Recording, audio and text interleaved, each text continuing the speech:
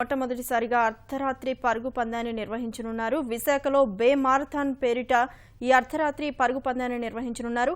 ఇక దానికి సంబంధించి పూర్తి సమాచారం మా ప్రతినిధి అనిల్ అందిస్తారు.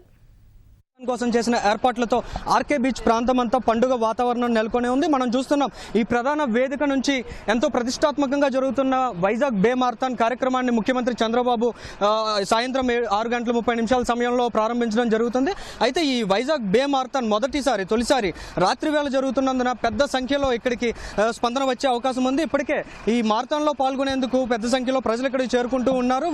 ప్రస్తుతం వారిని అడిగి తెలుసుకుందాం. ఈ మారథాన్ పరుగులో పాల్గొంటున్నారు, వారి మనో అభిప్రాయాలు అడిగి తెలుసుకుందాం. చెప్పండి, ఈ మారథాన్ పరుగు తొలిసారి రాత్రి వేళ జరుగుతుంది. ఈ పరుగులో పాల్గొనడానికి మీరు అందరూ వచ్చారు, ఎలా ఫీల్ అవుతున్నారు?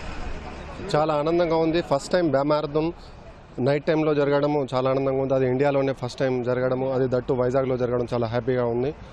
వైజాగ్ స్మార్ట్ సిటీ అయిన తర్వాత ఇట్లాంటి ప్రోగ్రామ్స్ కండక్ట్ చేయడం ద్వారా వైజాగ్ బ్రాండ్ ఇంకా డెవలప్ అవడంతో పాటు ఇక్కడ ఉన్నటువంటి ప్రదేశాలు కానీ వచ్చిన వాళ్ళందరికీ చాలా ఆనందకరంగా ఉంటాయి. ఎస్పెషల్గా వీకెండ్స్లో ఇట్లాంటి కార్యక్రమాలు చేపట్టడం ద్వారా మరింత వైజాగ్ డెవలప్ చేయడానికి ఇంకా చాలా బాగుంటుంది. ఈరోజు మేము 10Kలో పార్టిసిపేట్ చేయడానికి వచ్చాము. మేమందరం వైజాగ్ స్టీల్ ప్లాంట్ తరపున వచ్చాము. మేము అంటే ఒక కాజ్ గురించి ఇందులో పార్టిసిపేట్ చేయడం కూడా ఒక రకంగా మాకు చాలా ఆనందంగా ఉంది. ఎందుకంటే ఈ మధ్య హెల్త్ కాన్షియస్ పరంగా చూసుకున్నప్పుడు రన్నింగ్ లాంటి చేయడం వలన ప్రతి ఒక్కరికి కొంత స్ఫూర్తిదాయకంగా ఉంటుందనే ఉద్దేశంతో మేము ఇక్కడికి వచ్చి పార్టిసిపేట్ జరుగుతుంది. ఓకే, మీరు చెప్పండి, ఇప్పుడు ఈ పరుగులో మీరు పాల్గొంటున్నారు, ఎలా ఫీల్ అవుతారంటారు? మీరు చెప్పండి, చూసే ప్రజలంతా కూడా. ఇది చాలా బాగుందండి. రివర్ సీ బేలో ఈ మారథాన్ జరగడం, అది 5K 10K 21K లాంటి event first time night marathon చేయడం చాలా హ్యాపీగా ఉంది. వైజాగ్ ప్రజలు కూడా దీన్ని ఆహ్వానిస్తుంటారు. ఇలాంటి ఈవెంట్స్ ఇలాంటివి మరికొన్ని జరిగితే కనుక వైజాగ్ ఇంకా డెవలప్ అవడానికి కానీ ఇంకా టూరిజం డెవలప్మెంట్ అవడానికి కానీ చాలా ఈజీ.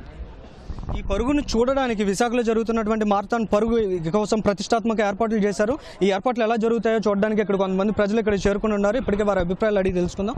విశాఖలో జరుగుతున్నటువంటి కార్యక్రమాలంటే ఇప్పుడు IFR లాంటి ప్రతిష్టాత్మక కార్యక్రమం తర్వాత వైజాగ్ బే మారథాన్ జరుగుతుంది. ఇలాంటి విశాఖ ఖ్యాతిని పెంచడానికి ఏ విధంగా దోహదం చేస్తాయి? యాక్చువల్గా లాస్ట్ టైం జరిగిన IFRకి ప్రపంచం మొత్తం మన వైపు చూసింది. సో అలాంటి ఈవెంట్స్ జరుగుతూ ఉంటే మనకి ఇన్వెస్ట్మెంట్స్ బాగా ఎక్కువ వస్తాయి. కాబట్టి చంద్రబాబు నాయుడు గారు ఈ విధమైన డెసిషన్స్ ఎంటర్టైన్మెంట్ ప్రోగ్రామ్స్ చేస్తున్నారు. So it will be helpful for us. And as a GITAM Institute of Management volunteer we took as a pride for that and we are actively participating in that. Okay, ఇది ఇక్కడ ప్రజల మనోభిప్రాయం. అయితే ఇప్పుడు మరి కాసేపట్లో ప్రారంభం కానున్నటువంటి కార్యక్రమంలో 6 గంటలకు 21 కిలోమీటర్లు 10 కిలోమీటర్ల విభాగంలో పరుగు ఇక్కడ నుంచి ప్రారంభం కావడం జరుగుతుంది. మనం చూస్తున్నాం ఈ స్టార్టింగ్ పాయింట్ నుంచి బీచ్ రోడ్డుకి అవతల వైపు ఉన్నటువంటి స్టార్టింగ్ పాయింట్ నుంచి పరుగు ప్రారంభం అవుతుంది. గీతం కళాశాల వరకు కూడా పరుగు కంటిన్యూస్గా వెళ్ళి అక్కడి నుంచి వెనక్కి ఈ ఫినిషింగ్ పాయింట్ ద్వారా మళ్ళీ ఇదే రోడ్లో యువతల వైపు ఉన్నటువంటి రోడ్లో వెనక్కి రావడం జరుగుతుంది. అయితే ఈ పరుగులో పాల్గొనేటువంటి వారిని ఉత్సాహపరిచేందుకు ప్రతి 2 కిలోమీటర్లకు మ్యూజిక్ బ్యాండ్ ఏర్పాటు చేశారు. మరోవైపు సముద్రంలో బాణసంచా పేల్చే ఏర్పాట్లను కూడా ఇక్కడ నిర్వాహకులు చేశారు. మరోవైపు ఇక్కడ బారికేడ్లు ఏర్పాటు చేయడం ద్వారా వారాంతాల్లో విశాఖ బీచ్కు పెద్ద సంఖ్యలో ప్రజలు వస్తూ ఉంటారు.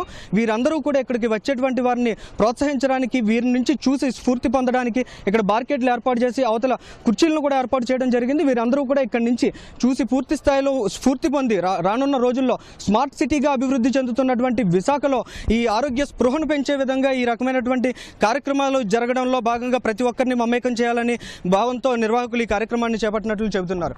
ఇది ఇక్కడి తాజా పరిస్థితి. కెమెరామెన్ రెహమాన్తో అనిల్, ఈటీవీ న్యూస్, విశాఖపట్నం.